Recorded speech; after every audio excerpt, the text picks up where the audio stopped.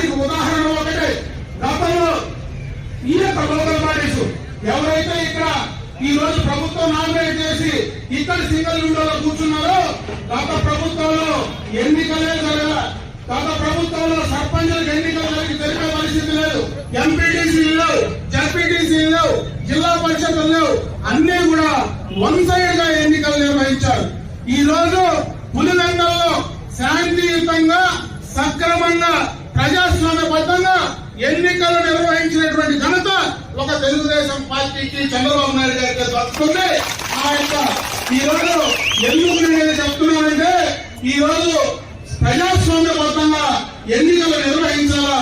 ఈ రోజు ప్రభుత్వం అధికారంలో ఉంటే మేమే డైరెక్ట్ గా పోయి ఆ నామినేషన్ పత్రాలు పెంచడానికి మీరు చేసిన పని మేము లేదా. మీరు పోటీలో ఉన్నారు, మేము పోటీలో ఉన్నాం, ఇతరులు కూడా పోటీ పడ్డాం. మళ్ళా ఎక్కడైనా తప్పు జరిగిందని అనుమానం వస్తే ఈ రోజు మళ్ళా 2 బూతులు రీపోలింగ్ కూడా వచ్చాయంటే ఈ ప్రభుత్వం పారదర్శకంగా ఎన్నికలు నిర్వహిస్తా ఉంది. అందుకే రేపు పులివెందులలో మార్పు రాబోతా ఉంది. ఖచ్చితంగా పులివెందుల తెలుగుదేశం పార్టీ కైవసం చేసుకుంటుంది జగన్మోహన్ రెడ్డి అని చెప్తా ఉన్నారు. ఎందుకంటే ప్రజాస్వామ్యబద్ధంగా మొట్టమొదటిసారి వారు ఎన్నికల్లో ఓటేసేటువంటి అవకాశం ఈ రోజు చంద్రబాబు నాయుడు గారు కల్పించాలని చెప్పేటువంటి సందర్భాన్ని ఒకసారి గుర్తు చేస్తా ఉన్నా. ఇవన్నీ గత ప్రభుత్వంలో ప్రజాస్వామ్యాన్ని పూర్తిగా కూడా కూలీ చేశారు. ఇదే పనులు